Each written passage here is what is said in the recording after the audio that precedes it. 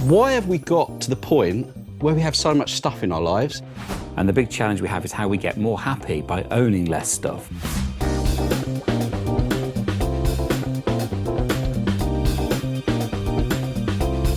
Hi, I'm Peter Goodwin, founder of cre8, and I'm delighted to welcome you to The Reset, our podcast that really explores both the businesses and personalities of those driving our sustainable future.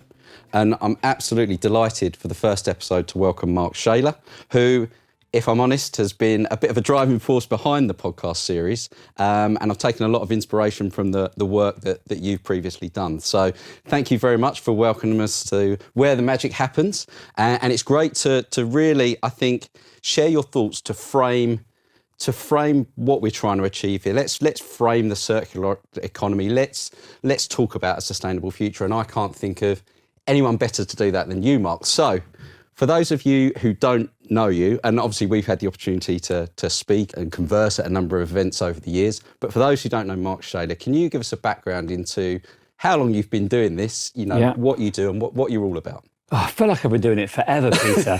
I'm actually kind of tired of doing it in many ways. 30 years in sustainability. So I'm 52. Yeah. I've been doing this 31 years working in sustainability. Initially looking at the way we design roads and road systems, the way that we move around. I then worked with small businesses in the north of England, and that's a great apprenticeship. If you want to learn stuff, to be driving around Bradford trying to persuade people to let you look at their manufacturing process so you can save them some money, it doesn't get better, right? In at the deep end. I did that for about 6 or 7 years.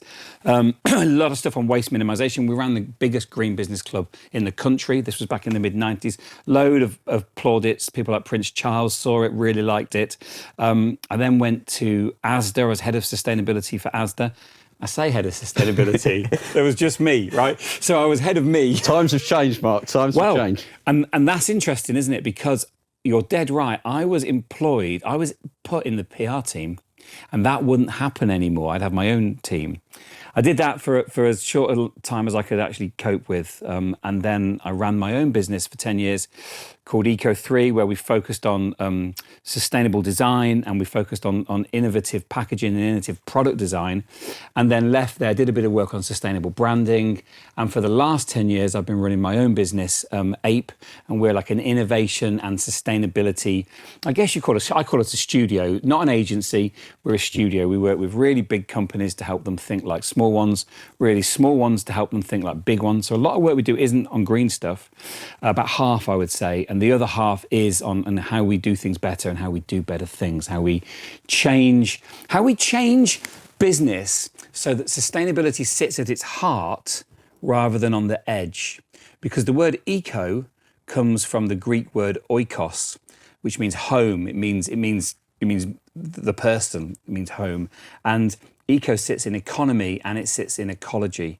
And those two things should never be in contradiction. But for so many years, as you know, they were clashing. Yeah, look, and I suppose, 30 years, wow. I mean, I've been doing this 10 years and I've found it at times really hard work to push this forward and get the message through. So hats off to you. And obviously you would have seen a lot of change. And I think the thing you mentioned there being a PR person, I mean, I've come at this from a business angle. I've always thought sustainability is just doing business better. Yeah, better business, agreed. That's what it's about. And therefore it's always fascinated me that the sustainability or the sort of representative always sat as almost a risk manager for a business as opposed to being core. And actually what we've got to do is get that core ethos there into the core business. So I get that. I also noticed you use the word systems, which in your first sentence, in fact, and I think everything is about systems, isn't it? And, totally. And design doesn't have to be, for me, just about products. It's about systems as well. So I'm sure that's something we will touch on. But listen, I took a lot of inspiration from listening to your podcasts, and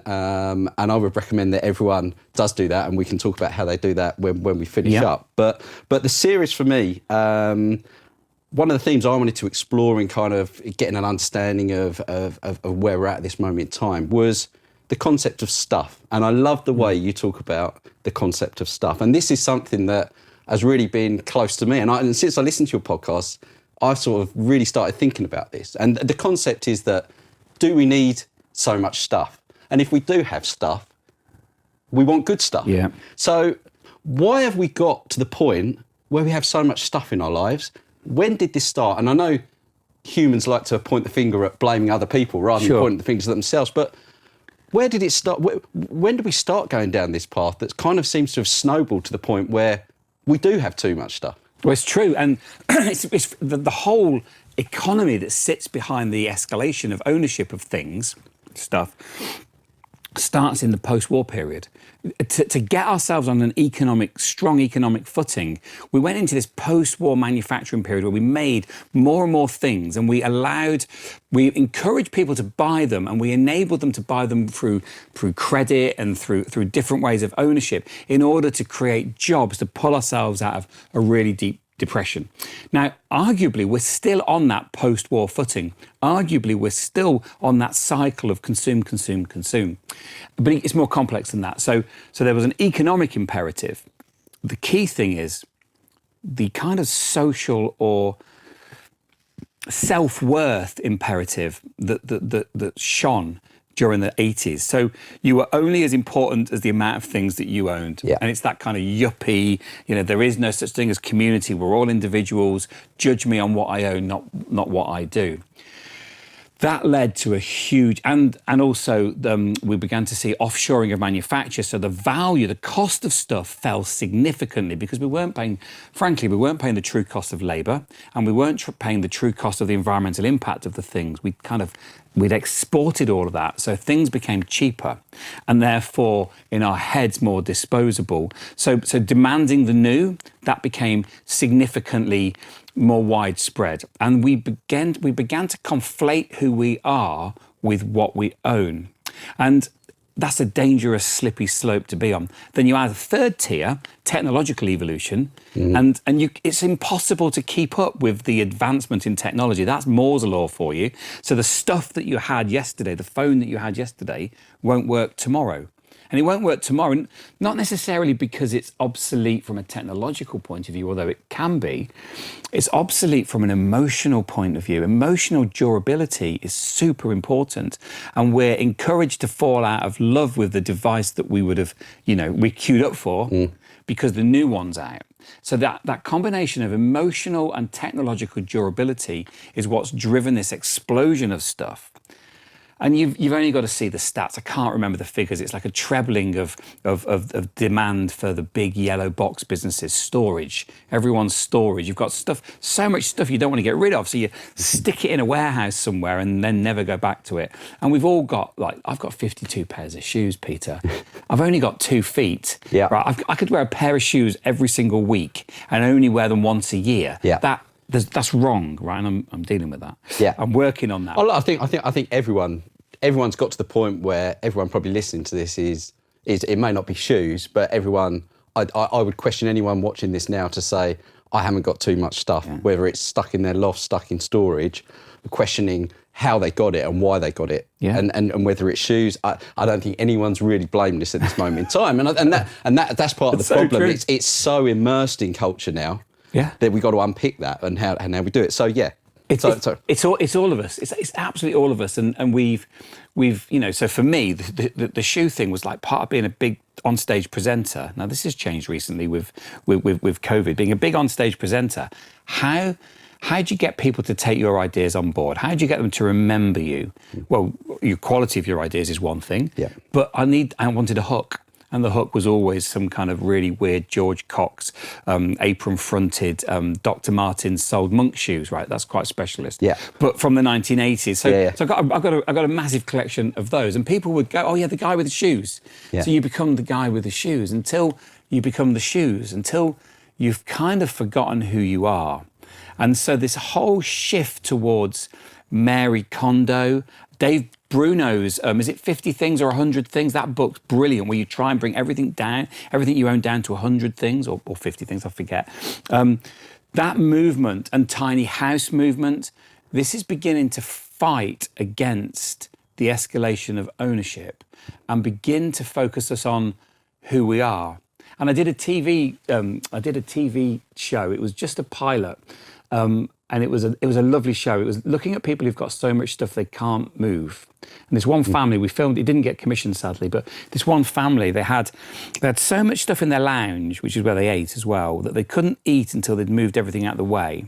And then once they'd eaten, they couldn't do anything else in the lounge until they'd moved the eating stuff out of the way. And I reckon about 3 hours a day was spent moving things around. Now, they were unhappy. Yeah. I was unhappy, and I'm just filming it.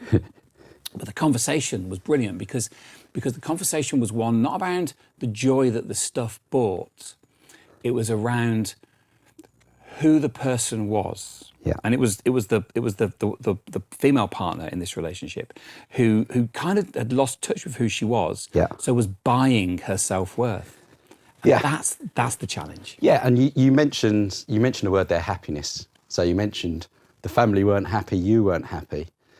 And I think arguably, probably there's a bit of that in absolutely everyone who's got stuff. So why did we get to the point where we were unhappy, and are people unhappy? And are we now moving to the point where people are realising that they're unhappy? Yeah. And actually, we're now saying, well, what are we going to do with this? Because obviously, what's happened and what's risen up concurrently to this is the world's, environmental problems and waste being an absolute issue within that. The amount of stuff that we are producing that's making us unhappy is also having a massive negative impact on the world. So, is it happiness is obviously, I think I see a lot of this being driven by ego. We're buying things we don't need to be perceived to be someone who we're not, with people who don't really care about us. And then as we retract back into the family, really no one in your close circle of friends really cares what you're buying, what clothes you wear. They like you for you. So, are people's egos to blame? And can we stop people? And if people aren't getting that value, they've got to look more in their well-being. How do they make that shift from material well-being to their own well-being, which would just stop them buying all this stuff? Yeah, and you're absolutely right. I agree with everything that you've just said. And we've kind of we've stopped explaining who we are, and we shifted at some point into using a label of something that we were wearing to explain who we are. I am not who I am what I wear or what I own. And part of that was the designer movement. Everything's designed. The designer movement of the 1980s, the Filofax movement, the mobile phone movement of the late 1980s.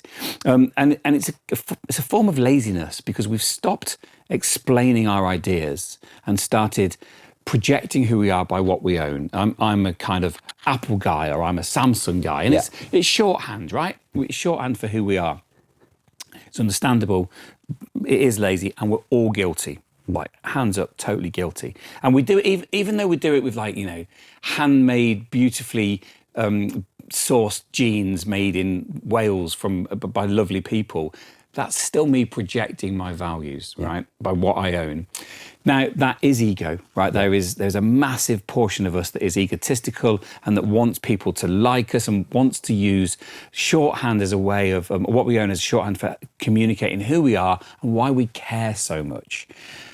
It's the same thing as those that want to use faster fashion, maybe a bit blingier. There is no difference, Peter, but we think we're better than the others because our stuff lasts slightly longer. Yeah. And there's an element of elitism in there as well. Yeah. All of this is papering over a crisis in confidence and well-being that's a very deep conversation that we can have another time.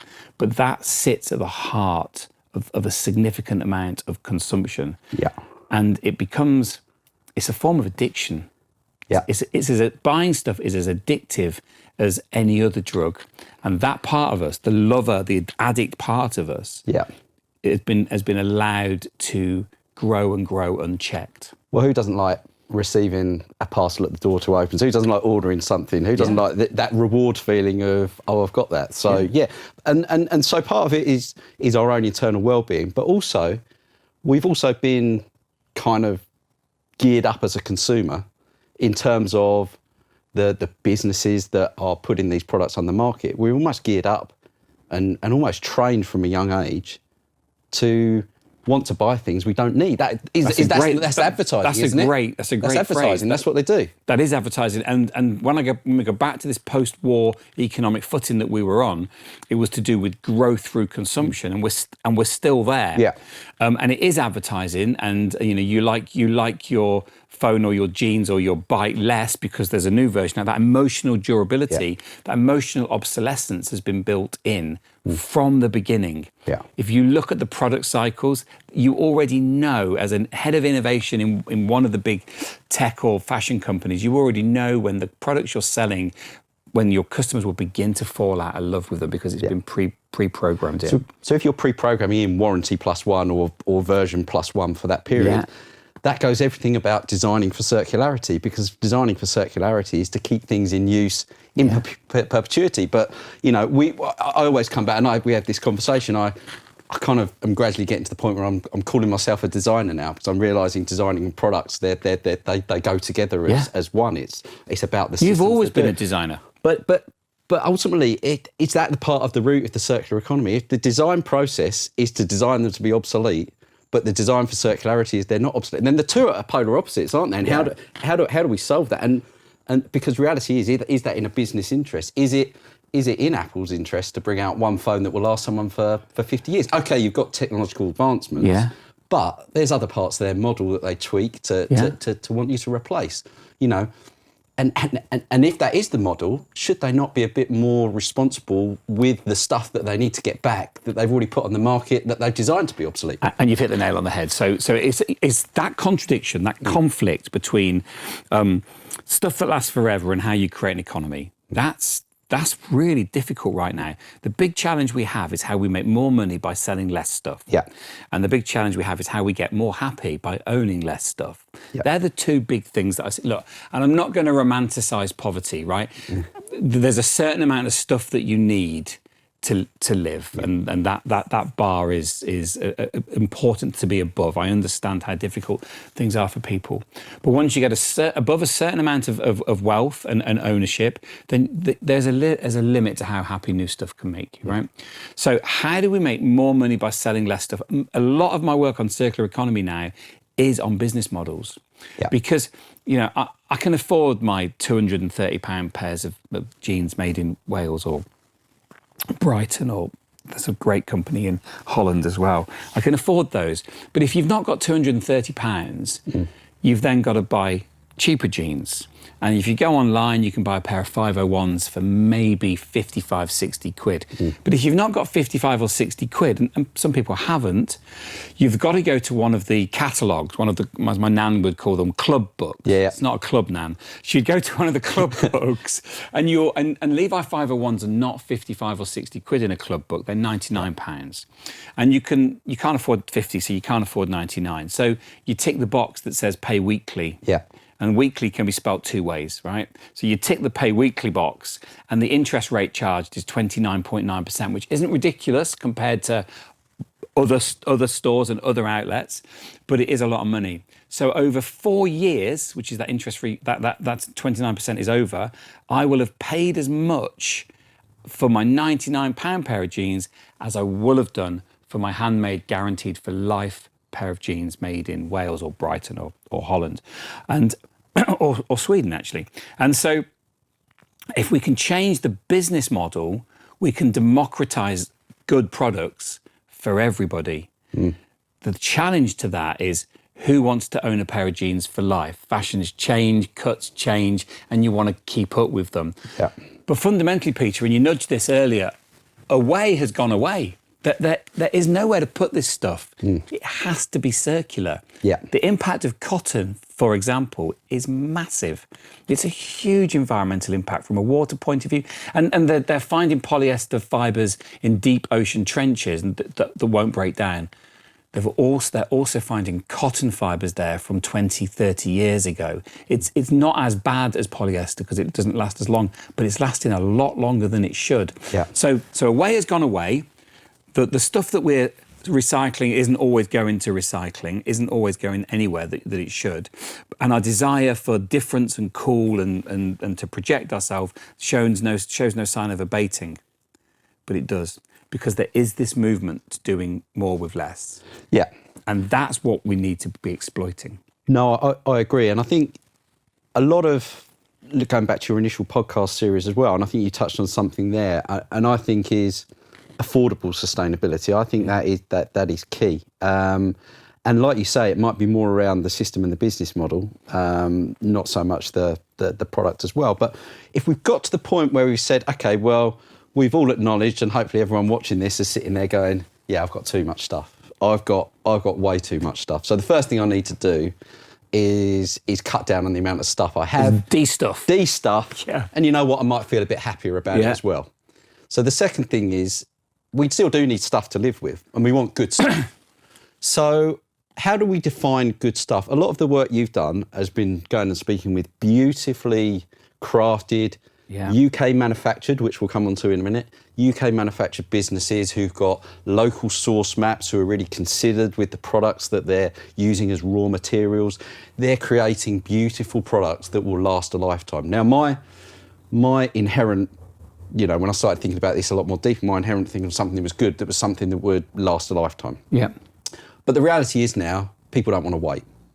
And the reality is, do people have the money to buy something that lasts a lifetime? We used to, I'm probably, I'm nudging out of the age where they did this, but people used to move into a house when they got married, they'd have a wedding list and they'd get bought all the products there that would be, people would have the money to give them to last a lifetime. Or at least until their silver wedding anniversary, exactly, when they were all refreshed. Yeah. But that was it. Today, people don't want to wait before they get married. They want to move in. They want to buy this stuff. And at that point, do they have the money to buy the £400 jeans, the set of, ceramic pans which are going to last them a lifetime?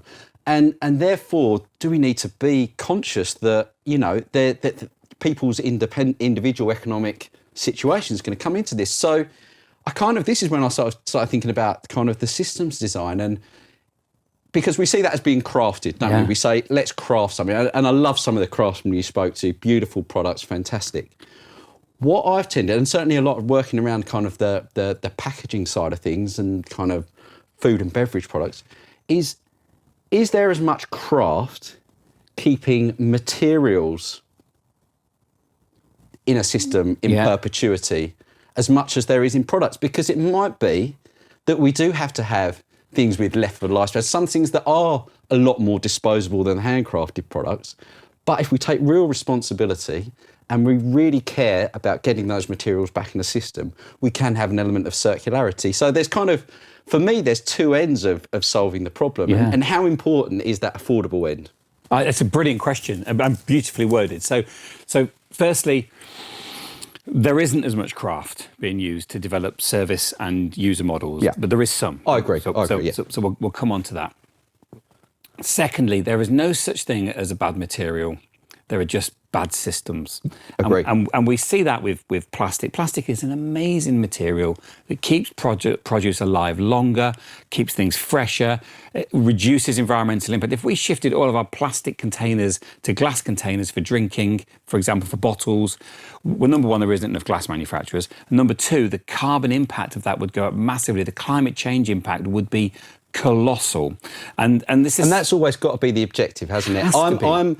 I'm about using the best material. The ultimate objective is, what can we get back in the system and what has less of an impact? I don't really care what material it is. We've just got to be getting to the point where we get to the one that is the best performance.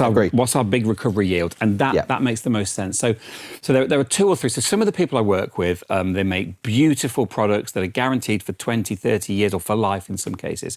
And they cycle for longer. So that's my favourite circular economy strategy is having the longest cycle. So the knives that I use, I'm really lucky. My mate lives in Derby, makes the most beautiful knives, and they will last my life, and one of my children will inherit those knives, and they'll never die. They'll just go on until they grow tired of them.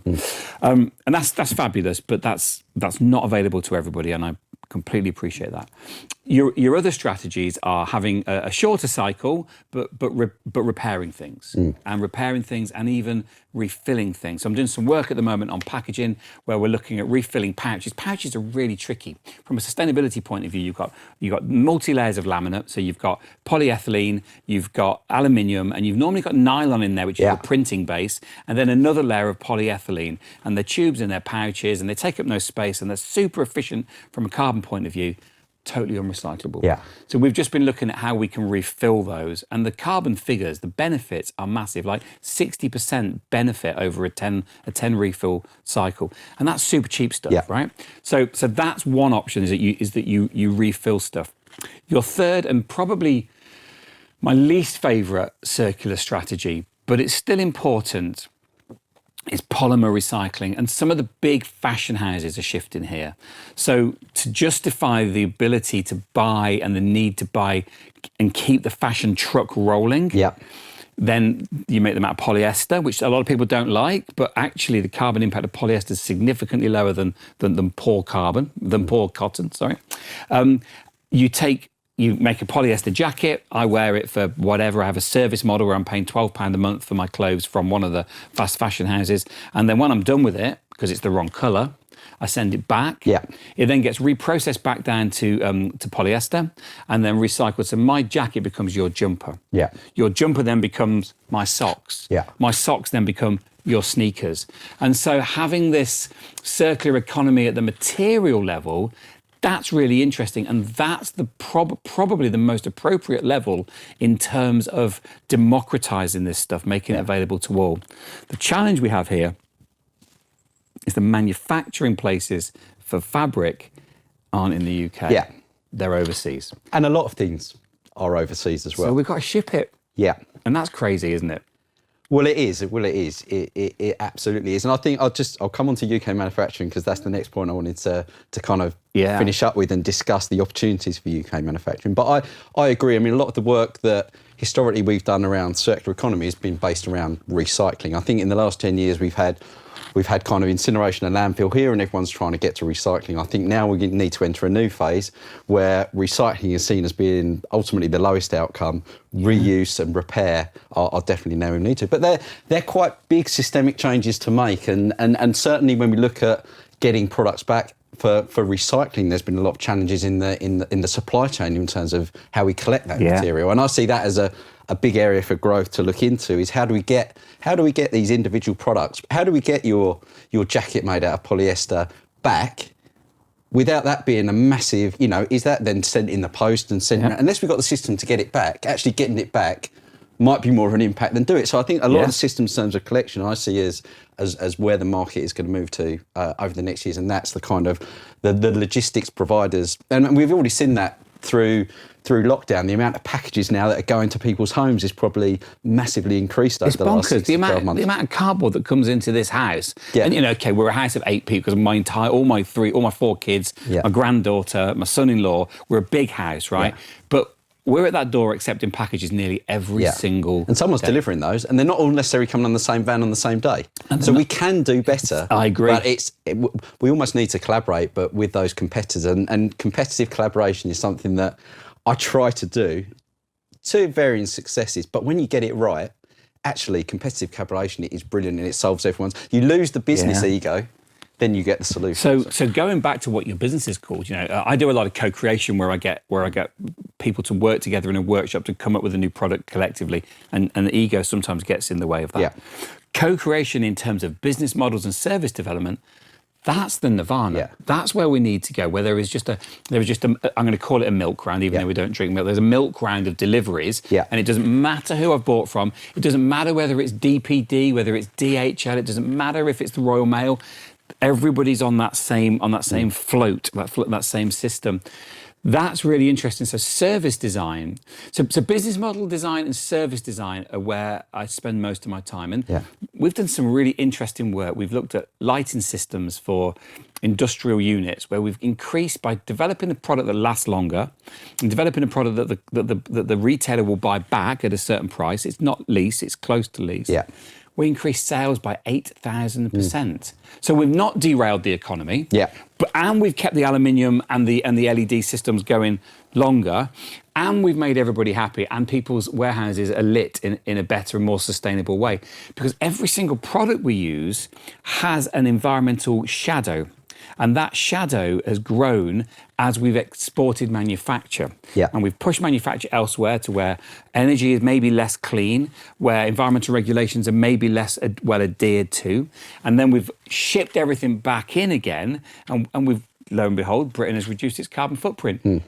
Yeah, but they haven't. And that's our footprint that we've offset. Yeah, no, exactly. So one thing I kind of, there's 101 subjects we could carry on talking about, but one thing I'd like to kind of finish up on before I get your views on the future, which could be a challenging question, is kind of the role of UK manufacturing, because what I've certainly learned over the last 2-3 years is a greater desire for more localization. You know, it's been found out that we have been shifting all our downstream problems, all our waste problems to other countries. And I think now the general public is well aware of that.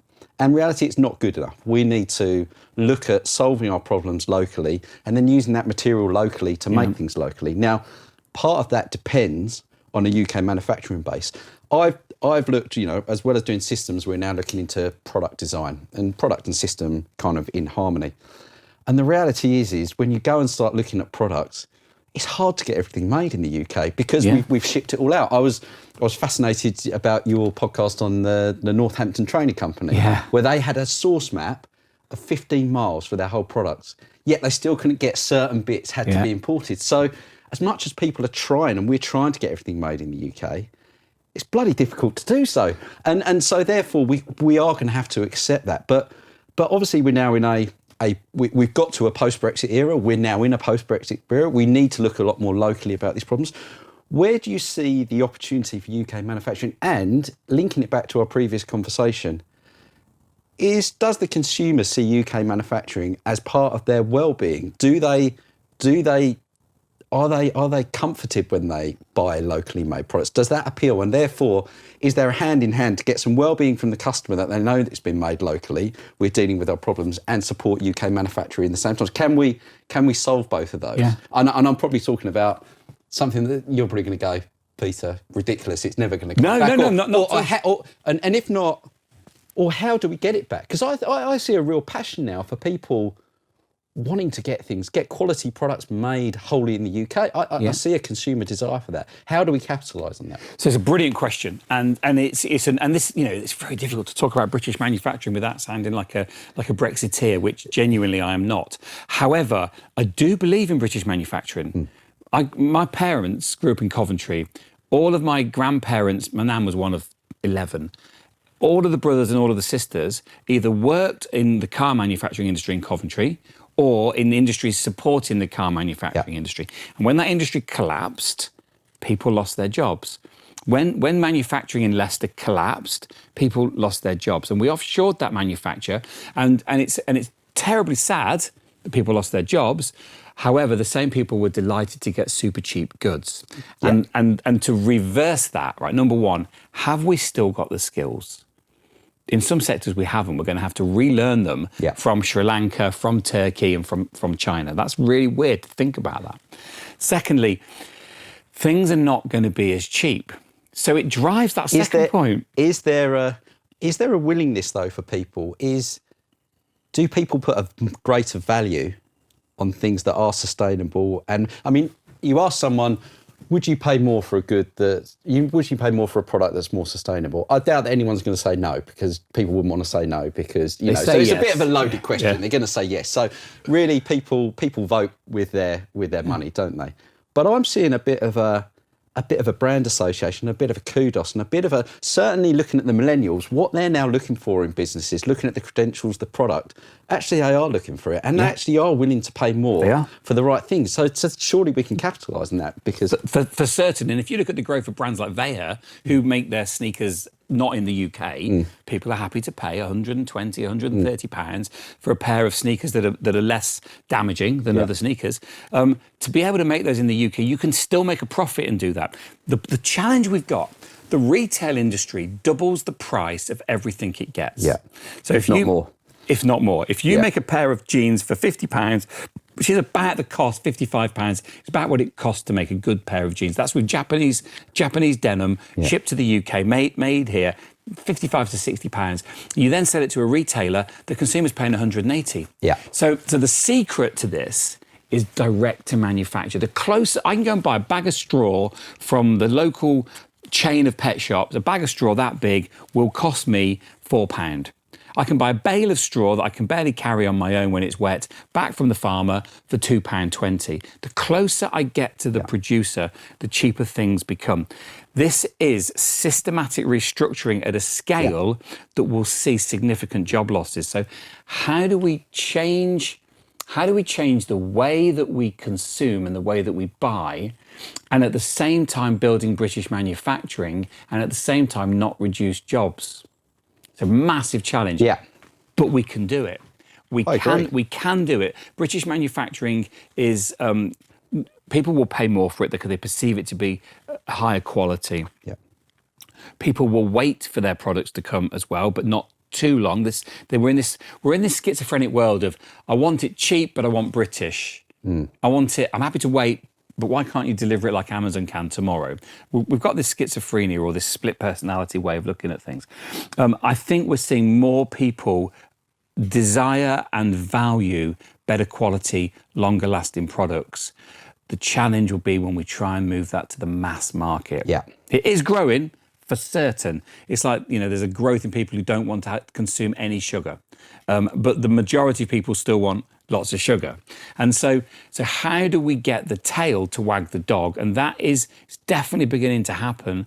And I think that going through COVID and living in a small space with lots and lots of things is totally eye-opening. And we've seen not just the growth of storage industry, but the amount of people that want to take their stuff to charity shops, to Oxfam. People are dumping stuff everywhere. We're seeing people begin to look at what's truly important to them. Yeah. And at the moment, they're measuring true importance in the quality of their products. Clearly, and this is a conversation for a more kind of spiritual conversation about actually true happiness doesn't come from what you own, it comes from who you are. Yeah. But we can't underestimate the growth of well-being, because that is also another one of the pincers that's changing what we own, how we own it, and who we have fun and spend time with. All of those things are coming together. British manufacturing is a massive part of that. To be able to go to work and make something beautiful that people are going to value, those days are so far behind us. How we bring them forward really matters. Well, I'd love to take it. I mean, that's something that I know you're passionate about. I'd love to see coming back. And to finish off with, let's ask a bit of an open-ended question. I mean, I've been doing this 10, 12 years. You've been doing this, 30 plus years. We started off the conversation by saying the sustainability and I've seen this even 10 years ago. The sustainability person in an organisation was a risk manager. They were there if any awkward questions were asked. They were always very passionate about what they wanted to do. They were the right people to be doing it. They just weren't given any authority or any budget to do it. I've said, some of the sustainability managers, I'd love to do that, but actually business doesn't give me any money to do on sustainability. Flip that side though, is that we've seen this great growth of the circular economy. And reality is the circular economy is nothing new. The circular economy has been practiced forever. The circular economy is about being more resource efficient, selling more and using less. I mean, again, it's nothing new. Suddenly the circular economy it might seem like, it's come out of nowhere, but actually it's been around, and the circular economy is just good business. The important part of the two words circular and economy is the word economy. Yeah. If we look at the way that economy does good, if we look at the output of business, it should be skills, satisfaction, products that make people happy, and it should be no impact. Yeah. For a long time, some of those things have been externalised. Yeah. And I remember it so clear. I remember I was working at Bradford Council, doing all those audits of small businesses and talking to the head of waste, and him saying, well, it's all right what you're doing, encouraging recycling, but, currently we recycle 1% of all the waste. At the best we're ever going to hit is we might double that to 2%. Yeah. Look at us now. Yeah. Well, so this is my question. How far have we come? Do we, from the frustrations that we see on a day-to-day basis, actually Are we immersed in the frustration? Actually, we have come a long way. And are we now getting to the point that businesses are thinking, you know what, this isn't a fad, sustainability is real. Actually, we need to integrate into this. And do you think from your conversations that trying to influence, are those big businesses now reacting and saying, okay, well, this approach, we need to now adopt this approach as a core part of our business? So in a word, have we got hope for the future that actually we can keep, because I think we've got great momentum here, and I think the lockdown and everything you said there gives us an opportunity, why we've called the podcast, to reset and say, right, how do we do business in the future? So are you personally hopeful that we can, and I'm not saying we're going to do it in our lifetime, but can we start the ball rolling to start doing things differently? We have to, right? And I have to be an optimist, right? Because I've got 4 kids, 1 granddaughter. I'll end up with shitloads of grandkids, which I know is not sustainable, right? But I have to be an optimist. And to map this through, you're dead right. When I first started, the sustainability role was in PR. That's where I sat. It then shifted into corporate governance, i.e. lobbying government so that we weren't penalised with legislation that was too tough. All the sustainability people were going down, working with the BRC, working with pressure groups to say, we can do some stuff, but don't be nasty to us. Then it became a technical challenge. Can we solve this with materials? And that's fascinating. Then we're beginning to nudge somewhere. And by the way, I was one person at my supermarket working on sustainability. There are now probably 60 people in that business working on sustainability. And then it became something around business planning, and it embeds deeply into the way that we plan our businesses and into product innovation. So yes, I'm absolutely positive. I'm really optimistic about the future. We've begun to normalise sustainability, which is really tough for the sustainability managers because there's now hundreds of people doing it. But that's exactly where we need to go. It needs to be embedded in. And I use sustainability as a key driver in my innovation workshops. If I place it right at the heart of the workshops, then suddenly everything that comes out has to meet the sustainability target. That's the key thing. It doesn't have to be great and then we bolt the sustainability target on. Peter, doing good has become the new cool. What we can't afford is for it to fall out of fashion. No. It has to become the new norm. No, I agree, and it's been fascinating speaking. And I also think as well that, do we put too much reliance on big businesses to solve the problem? And I've sat in front of a lot of CEOs when they've spoken to audiences and says, don't expect us to be the real agents for change here. We're big businesses, we've got shareholders, we've got financial targets. Actually, what we need to do is we need to learn from those smaller businesses who are pioneering this change and actually work out how we can integrate their thoughts into our business, which is why, as part of this series, what I'd like to do is get around and speak to those people, because it's actually the people like you, other people who are trying to pioneer this locally, who are probably more the ones that are going to drive change upwards than the expected change, which I think we all think from change coming downwards. So, well, there's big resistance there, and you've nailed it. Actually, you said it a minute ago. They've got shareholders. A business's legal responsibility is to fund or to pay back its shareholders. That's the only legal responsibility in terms of its governance. It has anti-pollution and it has other legislation that guides it, but that's the core legal responsibility of a corporation, and that's because when we set those rules up for limited companies, the only way we could measure good was in money. We can now measure good in many other ways. And we're going to see those measures drift in. We're going to see CO2, we're going to see governance, we're going to see diversity, all of these things shifting in. Which business should be a purposeful, what's the purpose of a business in the first place? It can't just be to make money. No. It's the way it can't make a loss. You know, if you're making a loss, you're not a business, right? That's a fundamental point. But the work that I've been doing on circular economy business models sees increases in profitability, not decreases in profitability. That's the key thing. Mark, it's been an absolute pleasure. We could carry on for hours, and I'd love to, hopefully as the podcast matures, come back, and I'd really like to touch on the whole wellbeing side of things at some point as well. I think that's very key to it as well. But massive part of what I do now, and I'd love that conversation. And how does anyone learn about Mark Shayler? How does people get involved and listen to your podcast, which I'd absolutely recommend? They've inspired me, so I'm sure they've inspired. Thank you. No, they've been. That's part of the reason why I'm sitting here. Part of the reason why I wanted to speak to you, because obviously it is, I love the way that you position the stuff argument. For me, it's about looking deeper at ourselves, and not only business-wise, but personally about stuff. That was the thing that really got me thinking. So that's why it's great to spend. So how do people And that's a really important point. You know, looking in the mirror and not seeing what you own, but seeing who you are. That's the nirvana. If you want to find out about me, Instagram, Mark Shayler, Twitter. I think I'm called cre8 on Twitter because Mark Shayler had gone. My web address is thisisape.co.uk, and my side project, which is called Reasons to be Cheerful, which is a series of free talks, free events you can attend. I think we charged a little bit last year for some, but all that went to charity. We've got books, we've got blogs, we've got videos, we've got podcasts. That's on reasonstobecheerful.co.uk. All up there, all available for free. Fill your boots. Fantastic. Certainly, I'd recommend it. I found inspiration. I'm sure others will. And I've really enjoyed this chat today, Mark. Thanks very much. Loved it. Thank you, Peter. Cheers.